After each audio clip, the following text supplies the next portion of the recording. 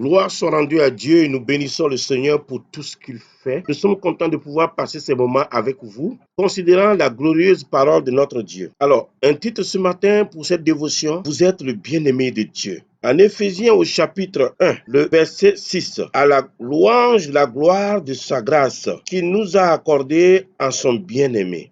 Un très beau passage, magnifique verset. Regardons ensemble l'histoire qui se passe au Jourdain avec Jésus. En Luc 3, verset 22. Au Jourdain, Jésus entendit son père lui dire: tu es mon fils bien-aimé. En toi, j'ai mis toute mon affection. Juste peu de temps après, dans le désert, Jésus a entendu le diable lui dire, dans Luc 4, le verset 3, si tu es le fils de Dieu, ordonne à cette pierre qu'elle devienne du pain. Si tu es le fils de Dieu, vous savez, Satan voulait l'inciter à agir de son propre gré, à user de sa puissance divine pour assouvir sa faim. Nous agissons de notre propre gré la plupart du temps. Lorsque le diable parle, il n'utilise pas l'expression bien-aimé. Quand il dit, si tu es le fils de Dieu, le diable ne vous dira pas que vous êtes le bien-aimé de Dieu. Il faut que je comprenne que je suis le bien-aimé de Dieu. En son bien-aimé, je suis son bien-aimé. C'est glorieux. Donc, Éphésiens 1:6, tu es mon bien-aimé, tu es mon bien-aimé. Une jeune fille qui sait qu'elle est